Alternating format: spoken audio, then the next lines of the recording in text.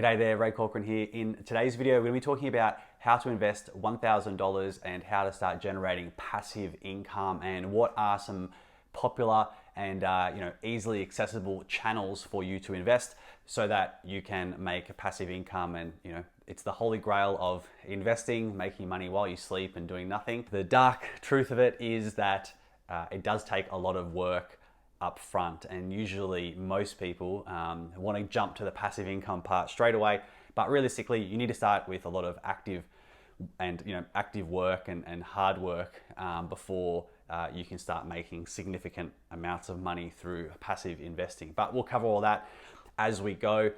If you like the video, please make sure you like the video. It helps the video reach a lot more people. And with that said, let's get into the video. So one of the first ways that you can get some passive income coming in is through something called a REIT. And a REIT is an acronym for Real Estate Investment Trust.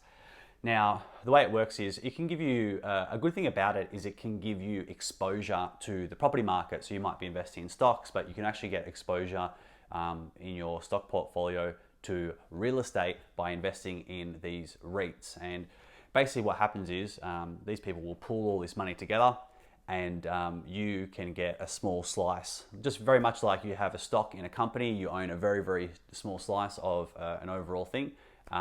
Exactly the same for REITs. You'll be able to get access and exposure to stuff that you wouldn't have ordinarily been able to get access to. And typically they're investing in commercial real estate. So it could be things like offices, it could be hospitals, shopping centers, big sort of commercial real estate, and you can get a percentage of the profits that they make from the rents from those buildings and from that portfolio without all the headaches of managing the property. So it's kind of like a low, no stress way of getting into property, because obviously anyone that's invested in property knows there's a lot of things that come with it, whether it's managing tenants and repairs and all that sort of stuff. So REITs are a fantastic way to get into that. And over time, a lot of long-term averages are around, give or take about 10% annually. Some other good benefits for REITs are it's a lower entry point. So obviously with these big commercial buildings, an individual, especially someone with $1,000, you're never going to have access to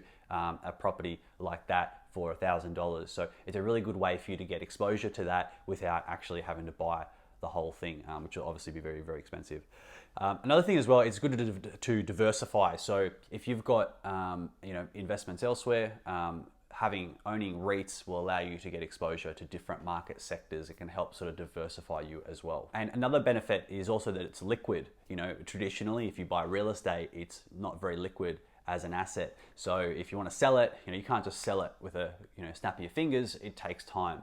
Whereas with a REIT, you can buy and sell just very much like you would buy a stock. So it's much more liquid. If you need the money in an emergency, you could take that money back out. Your second option for developing passive income is going to be what's known as index funds, and specifically ETFs.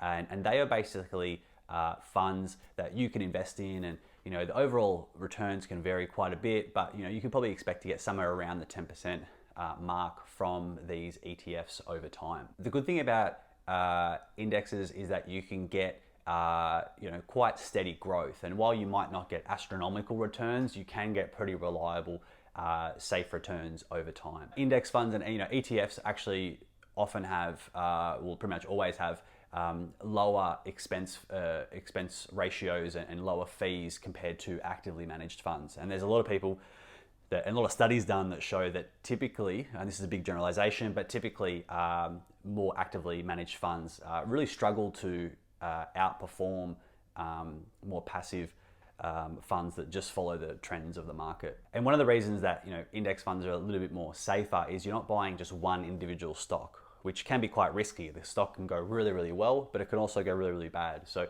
an index, if you buy an index, you're buying basically a tiny share of multiple companies. So one example is the S&P 500. That's the top 500 companies in America in terms of size.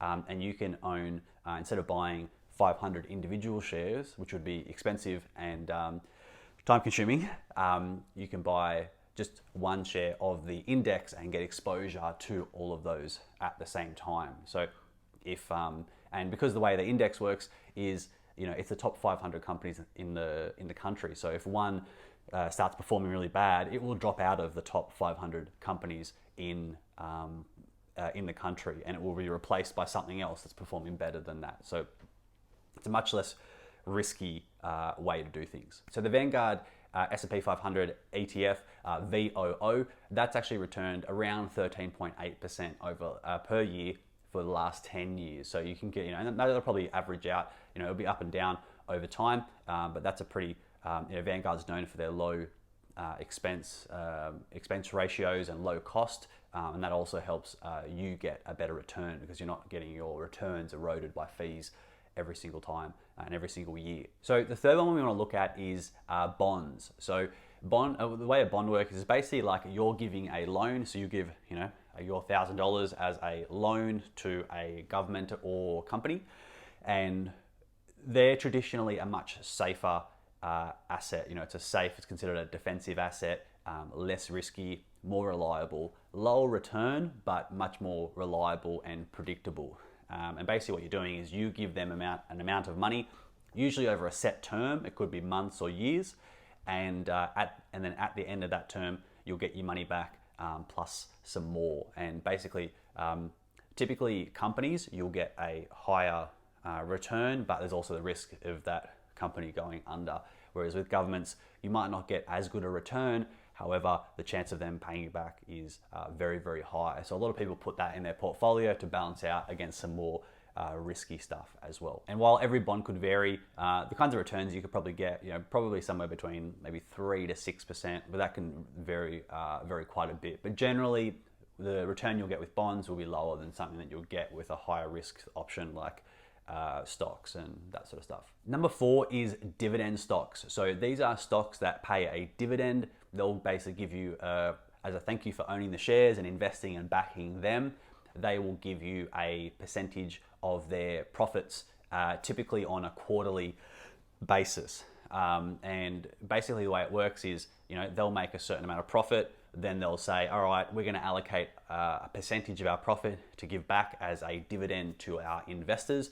And then you will get, depending on how much of their stock that you hold, you'll get X dollars per share. And so the percent that you get back per share is called the dividend yield. And the way that you work that out is the annual amount of dividends paid divided by the stock price. So the current stock price. So if you got $1 in dividends paid and the stock price was $20, then your dividend yield would be 5%. So dividends can be a really, really good way of you getting regular cash flow on a multiple times per year from your investment. So there's a lot of other options in terms of generating passive income. There's lots of weird and quirky side things that you can do to make more money, while you sleep, and it sounds good, but realistically, they're kind of the main ones that people would consider. You can do other things that may require a tiny bit of work, but not that much. Stuff like affiliate marketing, some of that stuff you can, you can do blog articles where you talk about a specific product and give a review of that product, and you can have a hyperlink in the post about that product. And if a visitor clicks on the link, goes to their site, signs up for their service, it might be $100 a month, they might give you $10 or $20 per month forever, as long as that person's a customer, basically, as a commission for saying thank you for helping us get a customer. So that sort of stuff can be quite popular as well. Another one is stuff like vending machines. It's not like no work, but it's probably minimal work, sort of day to day. You don't need to spend 40 hours a week on it. That can be a good one as well. But ultimately, personally, I think that you should stick with the ones I've already mentioned. I think they're better options for most people. The final thing I would say is around some people try and build up their passive income. Passive income takes time to build, and it takes active effort to build it. So you shouldn't be trying to get $1 million in passive income straight away. I think for most people, and obviously I don't know your situation, I'm not a financial advisor and that sort of stuff, you should really work on early on building up your active income a lot faster, because even if you're making all right returns, maybe 7, 8, 9, 10% returns, in the scheme of things, you could probably make a lot more money faster by just working even harder with your active income and really trying to build that quickly. And obviously we want to move that active money into passive things as we go. But if you're in a race to try and get as much money as possible, as soon as possible, I really encourage you to work really hard on your active income the most, and then you can funnel it into other investments that can help you compound it and aren't connected to your personal effort as much. With that said, hope you enjoyed the video. If you have any questions, let me know. Happy to help you out. And if not, like the video, subscribe, all that sort of jazz, and I'll see you on the next video.